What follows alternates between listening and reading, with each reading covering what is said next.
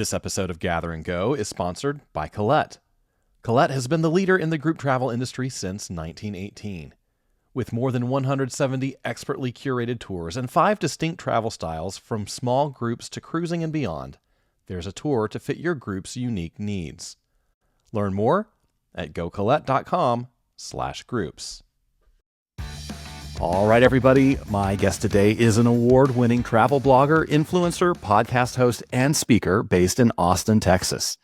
After starting his career as a high school choir teacher, he launched the blog Chubby Diaries to document his adventures as a plus-size traveler and encourage people like him to explore the world. In 2023, he starred in the National Geographic TV series Never Say Never, which features some of his most incredible travel adventures. Chef Jenkins, welcome to the podcast. Oh, man, appreciate you. I'm glad to be here today. And I like that bio. Can I get that? I'm just be honest with you.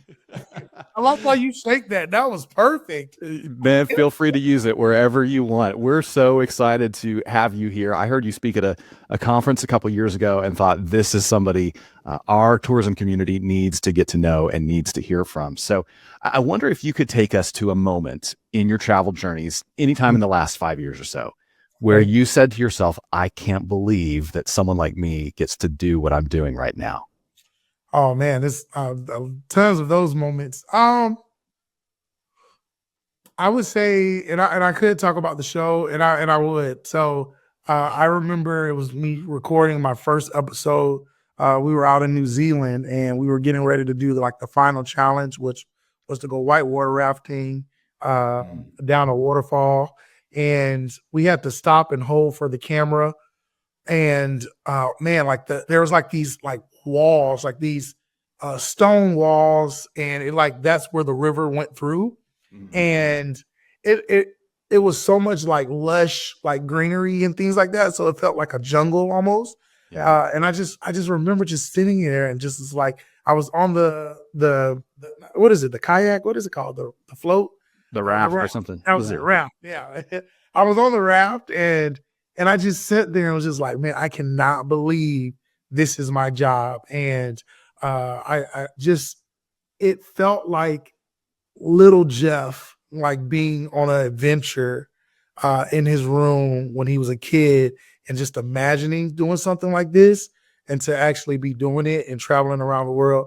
That's when I knew. I was like, oh man, this is something to be grateful for.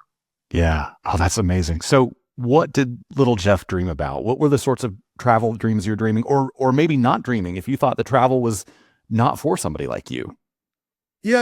I think I used to always get excited about any of movies or TV shows. I remember when Big Bird went to China and I was like, oh, that's so cool. So I always loved travel in that sense, but I never thought the travel was something that I could do. So I was able to just dream up stuff when I was a little kid of being in just foreign places or being under the sea or in the sky in an airplane or even in space. And so that was the things that I got to dream of. And I think at the time I thought of travel as going to space, like only a certain few people get to do that. And so I didn't know anyone in my close circle that was traveling and going international. So it was one of those things where I didn't see that representation. Yeah. So tell us more about the circle you were in and why travel wasn't part of it. Was it just that travel's expensive? Was it that a cultural thing? Was it, about well, I don't see people that look like me in travel? How did your mindset get to that point? Yeah, it was all of it. And now since I've been traveling for a while and things like that, I have a lot of my non-melanated friends traveled that would tell me stories about oh yeah, my parents took me there when I was a kid, or my grandparents took me over to Germany or Italy, or we went to go see our family, which is another thing, cultural part. Yeah, we had family in Jerusalem. We had family in Italy. We had family in Spain. So we went over there to see our other side of the family. And so for that's something that my family did not have. And so I just felt like culturally it was there. I think it's not that people didn't have the money, it's what they decided to spend the money on. and travel wasn't the thing that they felt like they could spend it on or should spend it on, not knowing that like, oh man, this is just like one experience that you get to have. But I'm a person, I'd rather not have that much in my house and have all the travel experiences I can.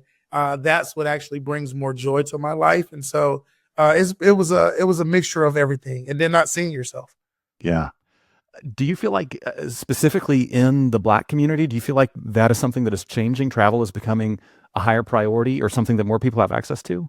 Yeah, I think it's more accessible. And like I told you about that representation, like once people saw themselves over there, because when I first started traveling almost 20 years ago, like I literally was one of the only people within my community that had ever been. I went to Japan and that became a big deal. Like all my friends, Mm. family, or all my parents, like friends and family, everybody was like over there, like, wow, Jeff's going to Japan. Hey, did you hear Jeff's going to Japan? So like they made a big deal of it because like they didn't know anybody that went to Japan. And I remember right before I left to go to Japan, I met a woman that stayed across the street from my dad, and she never left the city limits of Orlando. And Wow. she was like 60 years old at the time. Wow. And that blew my mind. Like Yeah. just blew it. Like my head exploded almost. Like what? Like how? And so that to me just showed me like that's not what I want. And I want more. And so and then when I got to go to these other places, like I was one of the only Black people that I ever saw there. And so it wasn't until social media started becoming more prevalent. Once Instagram came out, I really feel like it was Instagram more than Facebook. But once people got to see pictures and they got to see videos and all the guys started coming out and they seen people that looked like them over there doing it, they was like, oh, I guess I can go do it. So now I have cousins and friends that all travel now that didn't do it before. Yeah. I love that. So 20 years ago, you said you kind of started traveling. What was the impetus that made you say, I'm ready to get out of here and go see something? Well, I did this program in college called Camp Adventure, and so we got to be camp counselors on American military bases to the students that live there, and Okay. so that's what like got me there. And I remember the day I heard about the program was I met my friend, and it was the day before she was going to Japan, and I said, wait, like you're this young 19-year-old Black girl gonna go to Japan, like Japan, Japan. I remember saying it like that, like Japan, Japan. And she was like, yeah. And I remember at that moment, and I was like, well, shoot, if she can go, I guess I can go too, then, you know? And I committed that I was going to do that program next year and I was going to go to Japan. And I literally had to wait almost a year just to get the opportunity to go, but I got to go. And that's where I got bit by the travel bug. And it was on ever since. Yeah. So walk us through that career progression. You finish college, you end up Mhm. teaching high school choir, and then fast forward to, the 2020s, and you are one of the biggest travel personalities in the country. How did all that happen? Well, yeah, my stepfather unfortunately passed. He was the man that raised me, but it really made me ask the question like, is this what I want to do for the rest of my life? Do I want to keep teaching? So, and I knew the answer was no because I wanted to like resign from teaching like almost every other year. Oh, wow. So I never had thought I was going to work into like public school. So that was never like the thing that I wanted to do, but I was trying to figure out once I resigned, I was trying to figure out what I was going to do. I started like my friend asked me, "Hey, you ever thought about being an entrepreneur?" So I got into like reselling books on Amazon. That was the first thing I did, and then I went on a mission trip to build gardens. And while we were there, came back. Me and my friends, four of my friends, we came back and was like, "Hey, I think we want to start a water well project in Rwanda." And so we started a water well project. And it was while I was building those water wells, the first water well, we actually only built one water well, actually. But um, we went and built the water well. And while I was there, I asked the question of like, if money wasn't an obstacle and whatever I was to dream up was to actually happen for me, what would I do? And so I had to like, I went through it like, oh, maybe I'll become a doctor. Maybe I'll become a lawyer. Maybe I'll do this. Maybe I'll do that. But it hit me. And it was one of the, I remember, and I don't think I've ever said this on any interview, and I've done a lot of them. Um, I remember there was a moment in my head where I was like, hey, Jeff, question or think about the things that like some people might be like, you're crazy to do that. Like that'd be crazy of you to go for that. And I think most of my questions or my answers before were all like safe, like careers, like becoming a doctor. People would be like, oh my God, that's so admirable. Cool for you. So to me, I was like, you know what? I want to like travel the world, help people and get paid to do it. And it took 3 days to get to that point. And I remember at looking out in the hills and saying it out loud. And I committed that day to doing what I'm doing now. Yeah. What an amazing story. So in the travel industry, Mhm. people are putting a big emphasis on inclusivity these days. Yeah. And it's certainly a conversation I hear around race and being racially sensitive, racially inclusive. Part of your platform certainly has to do with race, but part of it has to do with body size, body shape. You make no bones about the fact you're a big guy. Mhm. Is that part of inclusivity getting any traction in travel right now, or is there still a long way to go? Oh no, it definitely has traction, and I not to toot my own horn, but beep beep. Like I really have dedicated a lot of my time and life to in the past 6 7 years to do this. Like I really have a passion for making a change within the travel industry. I want to redefine what travel looks like, and I want to make travel more accessible for plus size people.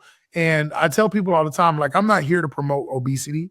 What I am here to promote is live life now. I want people to travel around the world no matter their size. And so Mm, a lot of times you find out that when these things were being created, like excursions or these airplanes and the transportation that we take, like it's a one size fit all kind of method.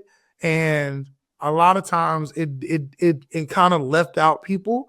And so and the people, some people that they leave out is the plus size people, and so or the plus size community. So I wanted to make sure that when people are starting to plan and starting to build new things with these different companies and engineers, like, hey, how about you have us in mind when y'all do this? And the way that I was able to go about it, and I don't know who this man is. I still like I think I can try to find him, and after this call, like I think now my brain's gonna rack up, but I'll never forget.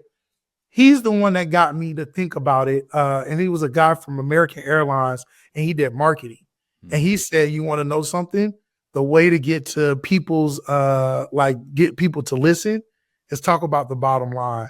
And so that's what I feel like made me more successful and being able to talk to these different CEOs and corporations and industry leaders was, hey, there is an untapped market that has money or this marginalized group of people that have money and y'all haven't tapped into it. So there's a whole nother money revenue system in there like that y'all can like create and be able to utilize. And I think that has helped in so many different ways and has taken some of these companies to the next level. Do you have any sort of sense? It can be anecdotal or certainly, data if you have it. Any sort of sense about what the missed opportunity is right now, the size of it, or the scope of the opportunities that tourism professionals are missing because they're either not building product that's accessible to larger people or just not messaging or marketing in a way that makes those people feel included. Yeah, I'm gonna definitely go anecdotal on here. And I thought about putting out getting the whole thing going, a survey and study. But I wouldn't say that like, well, 42% of people, and I'm not just talking like plus size, I'm talking like overweight and obese kind of ways. And so that's at 42% of America. So we're looking at, I think, 160 million people. Mm, And so that's 160 million people that y'all aren't catering to at all. And so I do feel like that's billions of dollars being left on the table, even if some of these people were talking like, hey, I'm thinking about taking if now one thing I did do, I did like my own independent study one time of like 2,000 votes, where I said if travel was more accommodating for you, would you take an extra trip? And 98% of them said yes.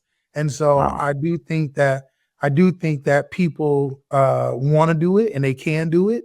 They just want to make sure that they want to feel like they're able to do it or have just as much of as a good time as somebody who's not plus size. Yeah. Give us two or three examples of some of those really practical things that maybe are obstacles to larger people, or that the travel companies could easily tweak to make it welcoming to people of all sizes. Well, yeah, just and what I would just say is like, okay, well, first, like when I married my wife, she's not plus size, and when we got married and we went on a trip together, I was she was like, "Oh, I'll sit in the middle seat," and I was like, "Oh man, you said that really quickly, didn't you?" And I was like, "Man, you never think about like," and it dawned on me. I was like, "Hey, do you ever think about like size restrictions or weight limits?" And she said, "No, never." And I was like, "Wait, your whole life you never thought about this?" And she's Mm. like, "Uh," and I was like, "What?" Like ever since I was like 8 years old, I thought about size restrictions and weight limits. Wow. So if I always tell people, and I've done this in a lot of my consulting, has been like, okay, like, oh, why did my brain just go blank? I say, um, people, humans are very smart. Mm. Like literally, like they're really smart and they can be very innovative. And if we can get hundreds of people to be on one aircraft, I'm pretty sure we can find a way to make something more accessible or modify any kind of excursion. Like we can almost do anything, right? And so even with the TV show, the one thing that I saw was, and I'll give you one practical example is um, me being able to go rock climbing and things like that, or needing a harness to go rappelling.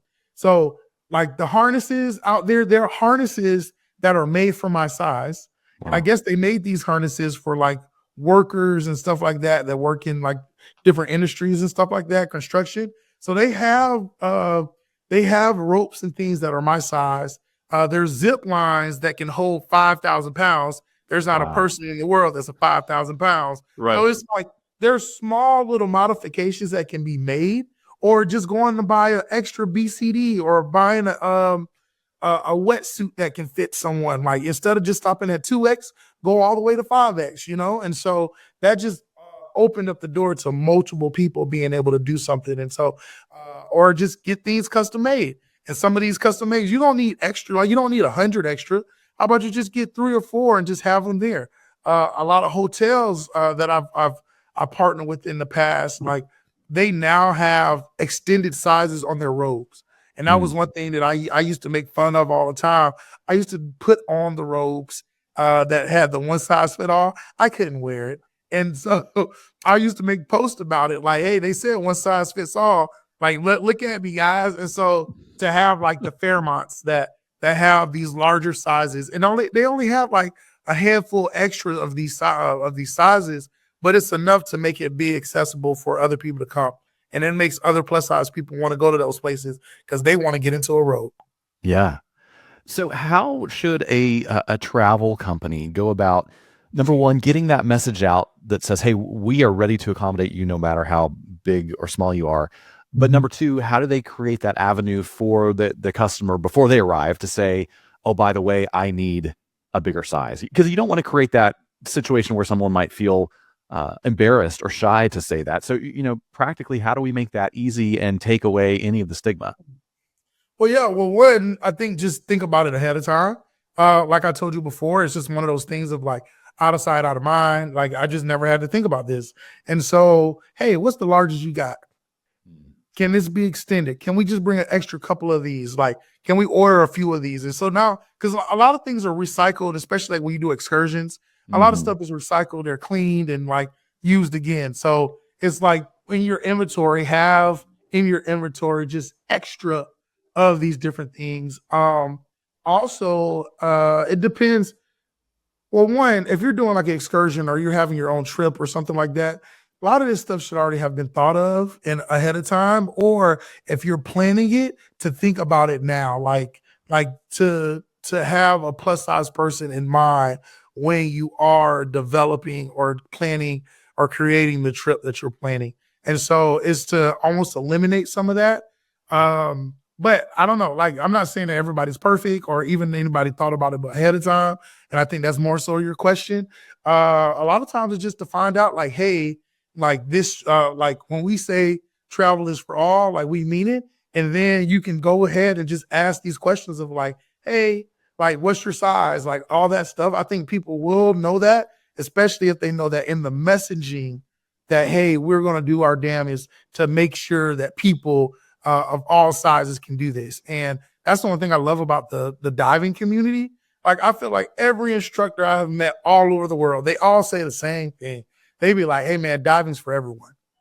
And I've never seen the most like the lack of like bias from a group of people than I have with divers. Like they don't, I mean, at least they don't show it or they say it because I've been around places like, I don't know if this is gonna work with them. But with the diving people, it was like, hey man, let's figure out how to make this work. We're gonna figure it out. And like that part excites me as well. So it's like be like the dive community, be like the dive instructors of like, hey, and that's one of the biggest things of talking about like safety. Like you're going to take somebody underground, and a lot of times people like to push back, but they was like, oh, but we just want to be safe. We just want to make sure we're safe. And that's where I go back to again.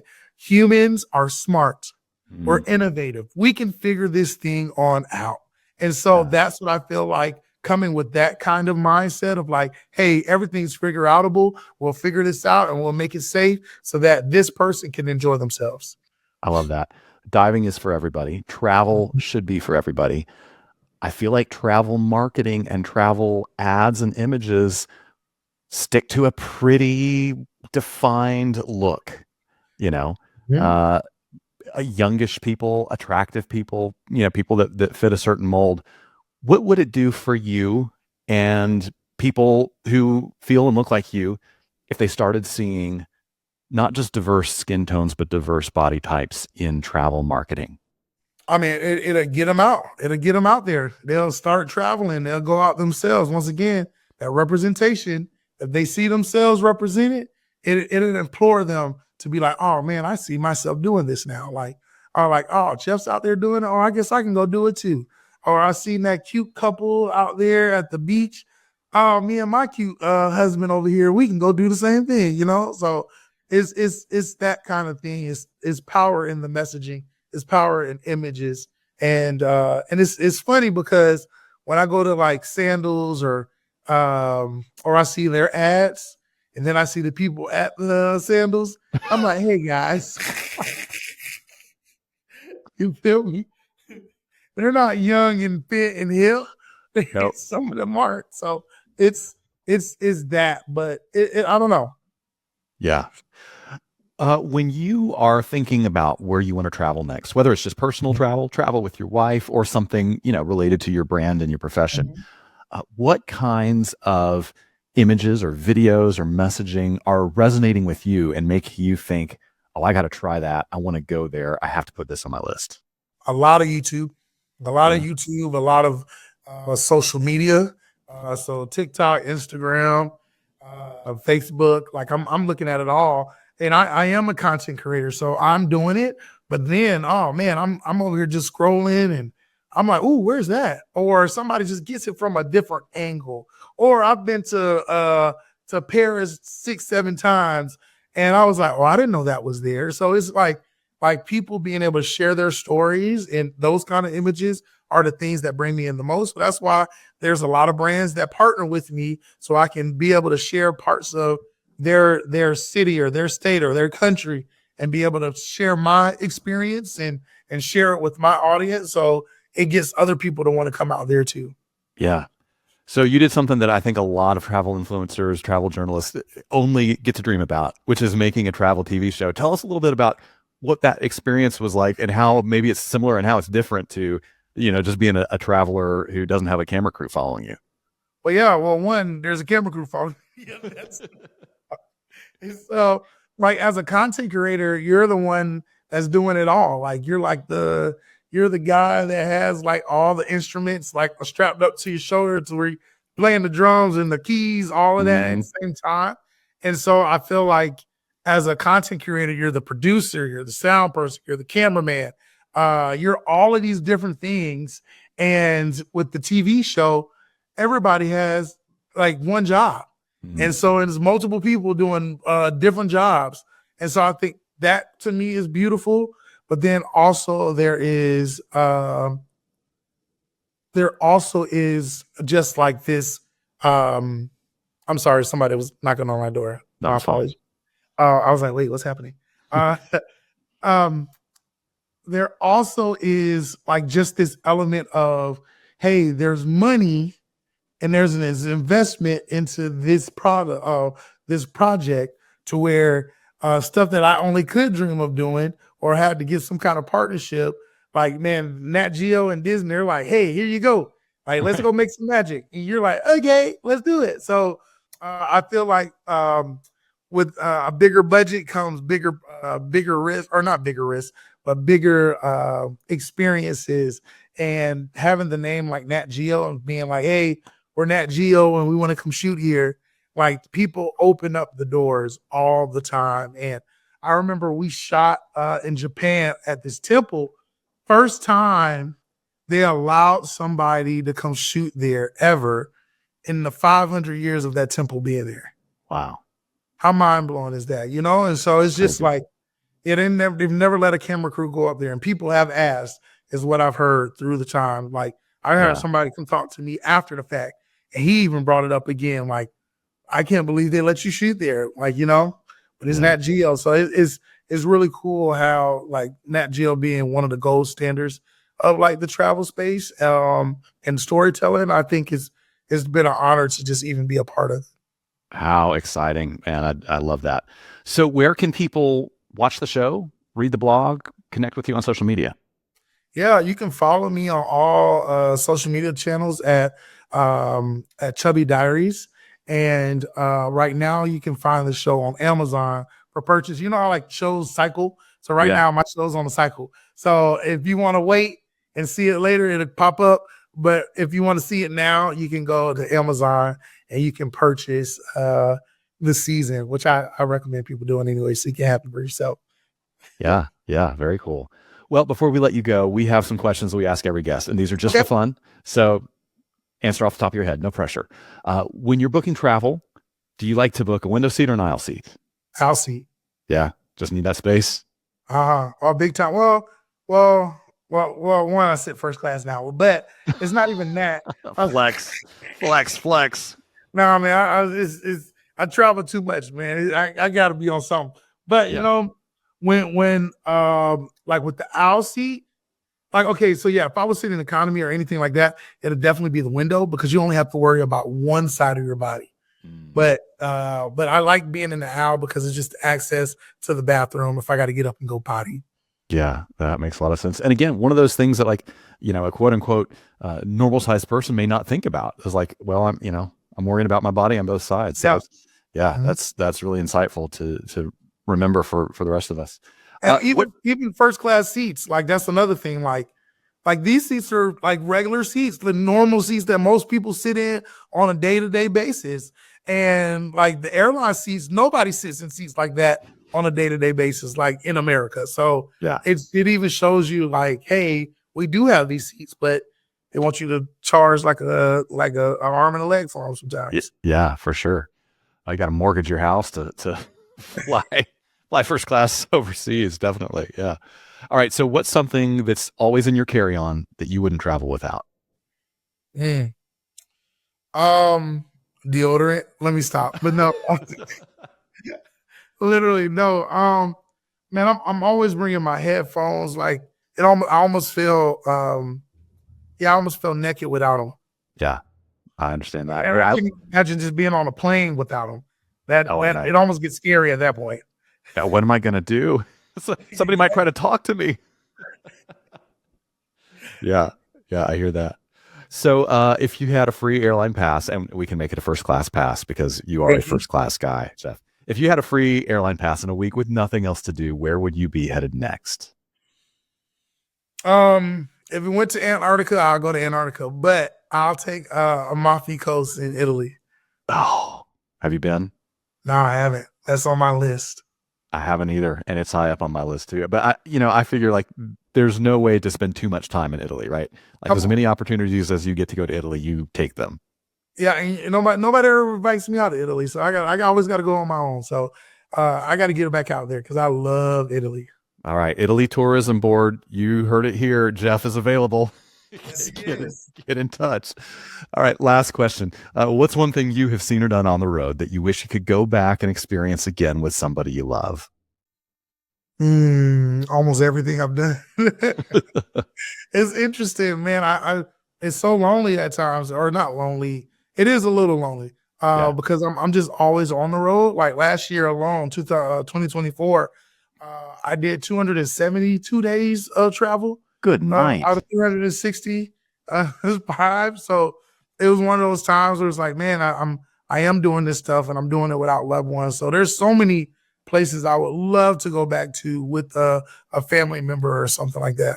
Yeah. Well, that's what a lot of people don't realize about the travel business overall. I mean, we're blessed. We're hugely blessed to make our living doing something as fun as travel, but there are sacrifices. There are lonely times, and thankfully we have understanding family members and spouses at home who allow us to do it. So, Jeff, it's been wonderful to talk to you. Thanks so much for giving us some of your time today. Of course. Thank you for having me. Hey, thanks so much for joining us for this interview. I want to let you know that conversations like this are just part of what you will hear if you tune into a full episode of the Gather and Go podcast. When you listen, you'll get travel news you may not hear anywhere else, along with some really helpful road tips, some smart analysis, and maybe even a hot take from me about issues that are impacting travel right now. Now, you can hear this full episode along with many others by searching for Gather and Go in your favorite podcast player, or you can click on the link right below this video or one of the videos right here to my side. Thanks for watching. We'll see you again soon.